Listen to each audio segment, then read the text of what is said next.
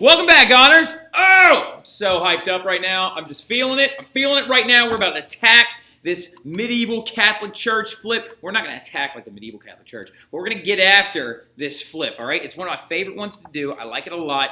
Yes, it's a little on the longer side, but we're all going to be okay, all right? Due to the fact that, first of all, let's back it up. I'm super hyped up right now because my E period just left. Shout out to my E period. Great job today, girls. Phenomenally impressed.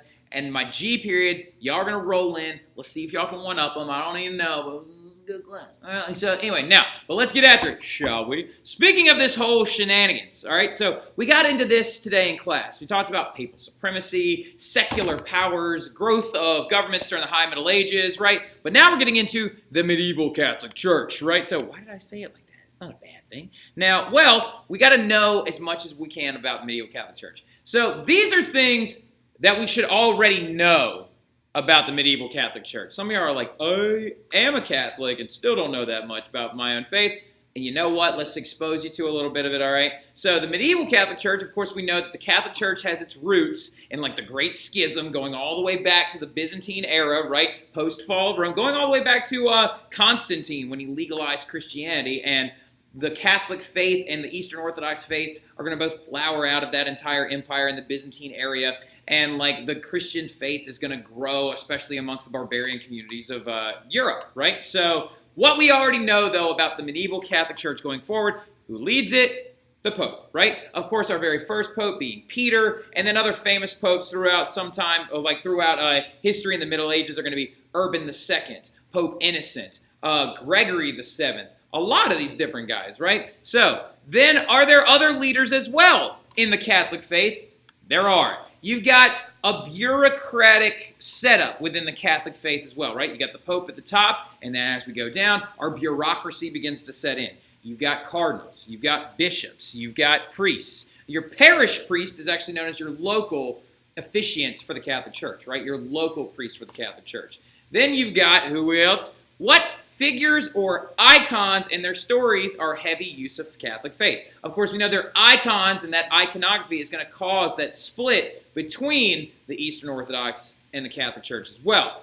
Who are these icons of heavy use in the Catholic faith? We're talking about, of course, our saints, right? We got a lot of different saints. Two of my personal favorites, St. Patrick's always a good one to talk about. Another personal favorite saint as well is, of course, St. Roch, patron saint of dogs. All right, so my little kitty Pharisee back home, I want to get him like a little St. Roch, just a put above his bed where he sleeps. But all these saints are used to deepen the Catholic faith, to provide an understanding of secular humans and their impact on the faith as well, right? And did you know there are over it's something insane. There's over 200,000 saints or something like that.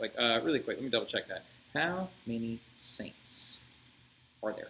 It's some astronomically high number. 10,000, 200, that's aggressive. There are over 10,000 saints. 10,000. Saint Joan of Arc, right? She's a saint as well. How often did people go to church in the Middle Ages? We talked about this a little bit in E period today. Every day, 2 to 3 times a day, right? So women would sometimes go even more, but usually churches were open for reconciliation and morning mass and things like that, but you went to church every day in the Middle Ages, every day. Think about that for a hot second. Why are you going to church every day in the Middle Ages? Because life in the Middle Ages was so hard, people took a lot more onus of their afterlife, right? They're like, if life is going to be this terrible up front, maybe I should try to do best to make sure that I don't end up in a bad place following my death, right? So, and also last thing, but not least, what language was the Bible only written in during the medieval Catholic Church? Latin. Now, some historians are going to stumble across this video, and they're going to be like, excuse me, Mr. Terry, if you could even call yourself that. What about John Wycliffe's translation into English? And what about, multiple other attempts? Calm down. We're talking about the most highly circulated volumes of the Bible, and the only legitimate forms of them recognized by the Catholic Church were the ones written in Latin. All right, so coming back from the original Roman Catholic Church, right? Well, let's go from that's the medieval Catholic faith. Just kind of an overview, our loose understanding. Saints are important, 2 to 3 times a day, mass, blah, blah, blah. So let's start small and let's grow out, right? So let's talk about the village church for a second. What was life like when it came to the village church, right? We talked a little bit about this today in class, the manor system, right? We talked about the manor system, its establishment, and the return of simple feudal economies is coming back. Well, a big part of the manor system as well as each one was located near, around, or had on its land a church, right? Church life was very important, right? Your village life revolved around your church, right? It was ran by a person known as your parish priest, right? And it's massively important for a ton of different things, right? Particularly receiving the sacraments, right? As my Catholic babies have told me, because I am a dirty, rotten Protestant. All right, so anyway, now when I say dirty, rotten Protestant, of course, I'm just making a joke. It's just in jest, all right? I really, really do value my Protestant upbringing. But that's mainly because I'm from North Carolina. We don't have a lot of Catholicism there. But receiving sacraments in the medieval Catholic faith is just as important as the ones now. And of course, some of those sacraments include and are not limited to marriage, baptism.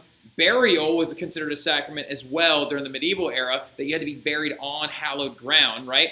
Confession or reconciliation. As we know, in the modern day Catholic faith, there are 7 sacraments total, right? Also, here's another big one as well. A very important sacrament that was established during the Middle Ages is the idea of the host and transubstantiation.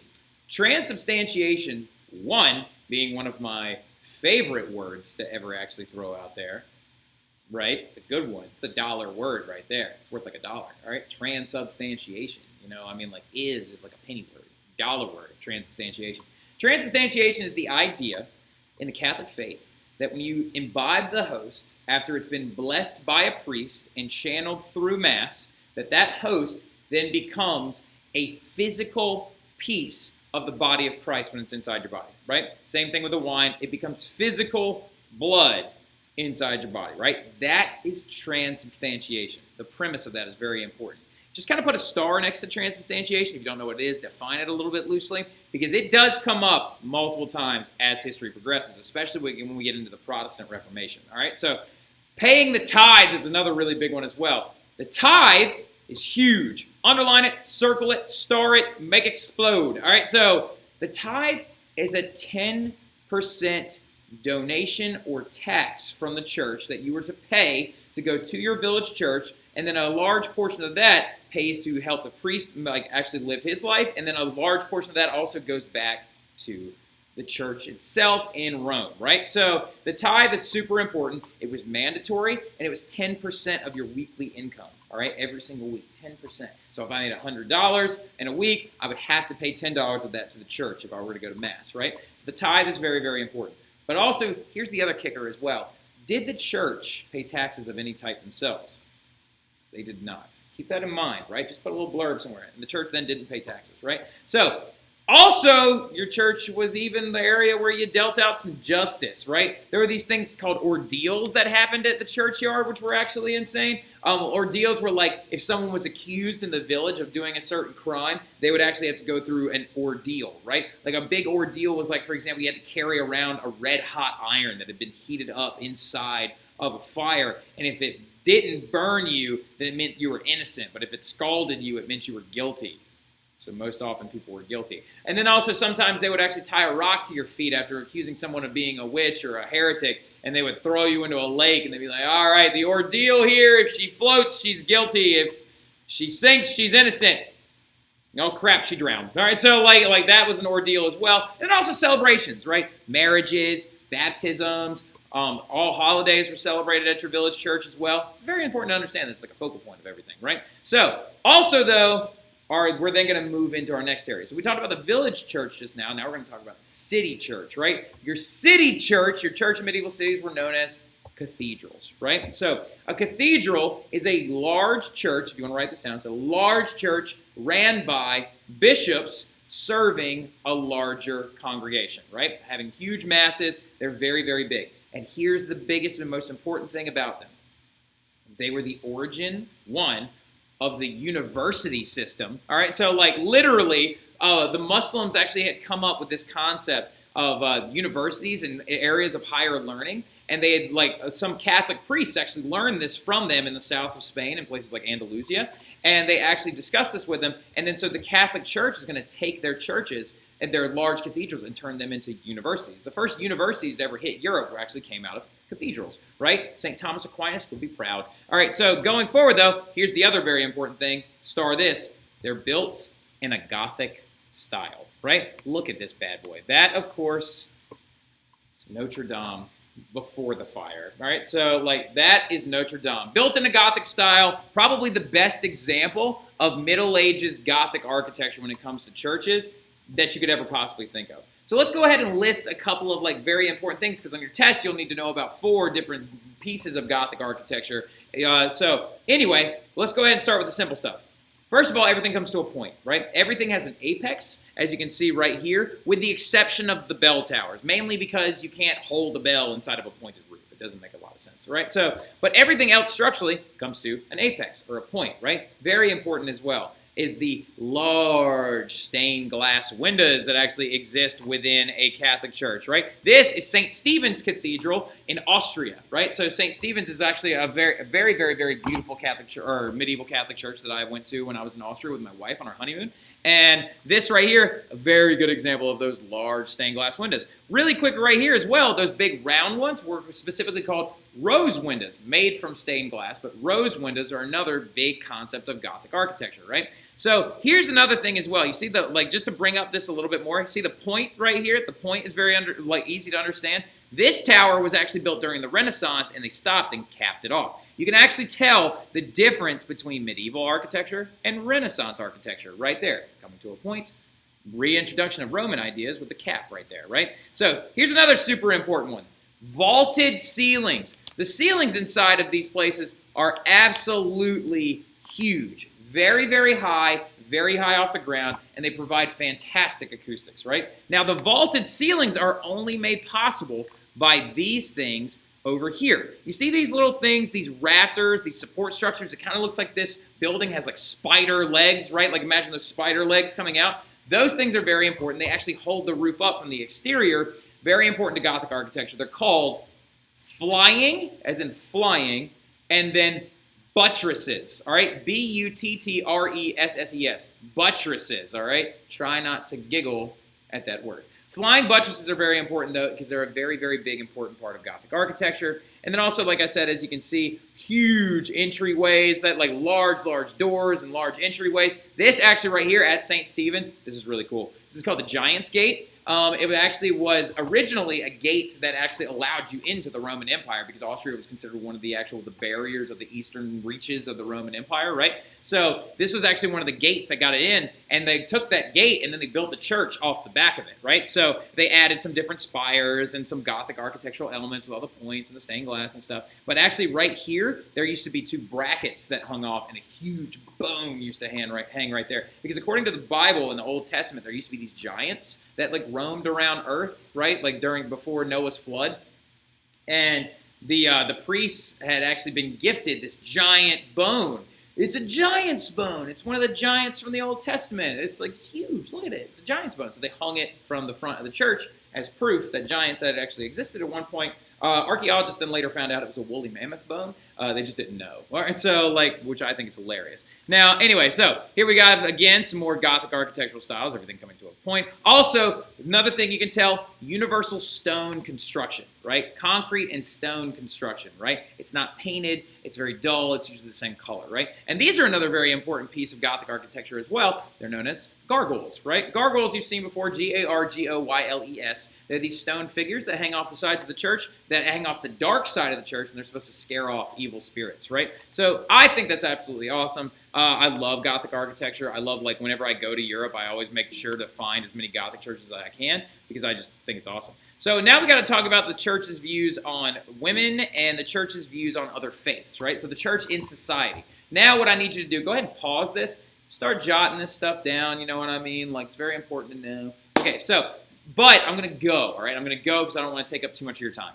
But the views on women are very important, okay? Because, yes, women, according to the Catholic faith, especially in the Middle Ages, women were seen as equal before the eyes of God. However, they were viewed as weak and very easily led to sin, mainly drawn from the Garden of Eden story of Adam and Eve. Eve being tempted, of course, by evil towards the apple, convincing Adam to take a bite out of it, that whole thing.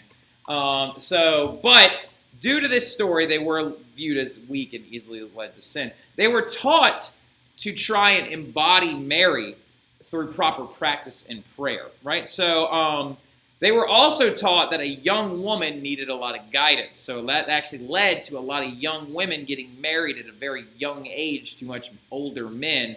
And these marriages were typically arranged by their parents. All right, so now the church did try to do some very important things in the rights of women. They tried to protect them. They passed statutes that were like, you are not allowed to physically assault your wife. You're not allowed to do any of these things that are not appropriate under the eyes of the church. These things still happen, which is a pain, but at least the church did make efforts to try and protect these women, which is really important. It's just unfortunate that they were viewed as like weak and sinful. All right, so now some women are though going to join the entire structure, and they're going to enter convents and things like that. But we'll get into that in a second. All right, so then we also got views on other faiths, right? Views on other faiths is very important. So early on in the early Middle Ages, while the Catholic Church is still expanding and growing, the first faith they come into contact with more than anybody else is the Jewish community, right? Because the Jewish community is thriving in southern Spain underneath the rule of the Muslim Caliphate, right? Because remember, the Jews are a minority throughout all of Europe and throughout all their areas due to the diaspora that was caused by the Assyrians in the ancient period. We talked about that, right? So due to this, Jewish people lived in smaller communities together, and this is going to lead to a lot of separatism, which causes around 1000 AD for a lot of anti-Semitic attitudes to start popping up, right? Well, you know, why are we poor, but the Jewish community is doing so well? Well, a lot of it has to go back to their ancient culture when each family would master a craft and, like, they would each know a very, very important thing. And so they started, like actually forcing other Jews out, causing another diaspora, which is a very big problem. And then the other big thing about it was they also limited jobs that Jews could or couldn't do, right? For example, like they started passing laws that said Jews are only allowed to lend money, they cannot be bankers. They can make jewelry, but they can't sell it. You know what I mean? They can do this, but they can't do that. So like a lot of anti-Semitic attitudes are going to pop up. And then, of course, as we know, we talked about Charles Martel in 732 AD, the hammer, right, Battle of Tours, they believed in preventing the growth of Muslims into the continent of Europe. So the views on other faiths are not that great. So then we have the growth of monasteries and convents, right? So this is very, very important as well. These are monasteries and convents are huge because these are also going to help add to that big university system, right? A monastery and a convent are very important because what they are large church sanctuaries where monks and nuns can like dedicate their life to faith and study, right? So they also provide a lot of local services. They provide some health care to people that live nearby. They provide housing to travelers. They like help local communities, and they do their best to do all these things. And the other big thing about it was they also had rules that regulated their lives within these monasteries. Some of them took vows of silence for study. They had a very, very strict schedule. They were only supposed to eat twice a day. Like, it's very, very important that we understand this. But then they had a very important figure pop up, which I know y'all have talked about in your religion class with Miss Landon, Saint Benedict, right? Saint Benedict is going to establish this thing known as the Benedictine rule, right? These rules that regulate monastic life. Now, around the 6th century, these are going to be popped up, right? And they're going to include things like monks shouldn't eat cloven-hoofed animals, and they shouldn't sleep in the dark. They should always have a fire burning so they can wake up and study or pray at any time. They should be wearing their priestly garb at all times, no pajamas. All right, so at any moment you can preach to somebody should you need to, right? So a lot of these very, very important Benedictine rules regulated this monastic life and helped the growth of the church, right? Later, in like the late Middle Ages, 3 other ones are going to be added to Benedict's rules long after he's dead, right? So, and the big 3 are very important. Poverty, chastity, and obedience, right? Poverty to the church is in you're not here for financial gain. Very important one to star and remember. Chastity, as in you're not going to marry other people or commit nefarious acts that are going to distract from God. Very important to remember. Obedience to the church leader, as into the Pope and to the church doctrine itself. Star that one. These 3 things are very important because they might violate these things later on. So these monasteries, like I said earlier on, are going to house the very first large libraries during the Middle Ages. They're even going to grow into universities, which is an idea borrowed from the Muslims in the southern area of Spain. All right, so now, anyway, so we're going to get into the last couple of little things. The church power is going to then continue to grow, and it's going to start growing a little too rapid, a little too fast. last. All right, so, and a lot of this is going to lead to corruption. The Pope's going to begin to accrue massive amounts of wealth as well because they're taking in all these tithes as the population of Europe grows and economies are returning, and then they don't pay a dime in taxes. So their income just steadily just keeps going up, right? This is going to lead to corruption. It's also going to lead to extreme concepts of punishment when people refuse to pay tribute to the church, right? So normal punishment within the medieval Catholic Church are these two things, which make a lot of sense. You know what I mean? Excommunication, which is when you are kicked out of the church and you personally are not allowed to receive the sacraments or a Christian burial, which is basically sending someone to hell, right? Like you're basically, the church is saying, you have been barred from receiving these things, so you're now no longer going to be able to be within the grace of God. All right, so then you have another one, an interdiction, right? Interdiction, it's very important to understand the difference between these two. An interdiction is when they would excommunicate a king. We talked about it today in class, like if Jaden was the Pope and Aubrey was the king, and if she excommunicated Aubrey, she's not just excommunicating Aubrey, she's excommunicating her entire country, all right? So because of her non-Christian obedient ways, right? So excommunication of an entire town, village, or country to usually punish a noble. The other sketchy thing about this is somebody like the Pope is hoping that this will lead to a revolt, usually dethroning that king and bringing in someone who's much more loyal. Like I said, usually this started over the appointing of bishops and stuff like that. Then things got a little extreme, and the introduction of this thing happened. The Inquisition, right? The Inquisition. These three things, kids, over time, always get confused. So just focus on that word Inquisition for a moment. The Inquisition is a concept. It's not necessarily a place. It's not necessarily a specific thing. It's a concept. Every single country and every single province would have an access to an inquisition. And what an inquisition is when a person would be put on trial, usually for heretical ways, all right? Basically, if you were to speak down or speak ill or distract people from the practices of the church, right? So witches were put on trial in front of inquisitions. Galileo would later be put on trial for an inquisition trial. Like a lot of different stuff. Why did it freeze? All right, let's try to go away from this. Let's try to go back to this. Am I back? All right, nice. So a lot of different inquisition stuff is going to go down, okay? So a church court is going to try these suspected heretics, and unfortunately, we're going to talk about this later. Jot this down. Inquisitions could put people to death by burning at the stake and sometimes even torture them. We'll pick that up tomorrow, and we'll look at some of these torture devices, and we'll talk about it more. Like I said, I was super hyped up for this flip. Sorry if it ran a little long, but, I love talking about this. I'll see you guys tomorrow. Have a great evening.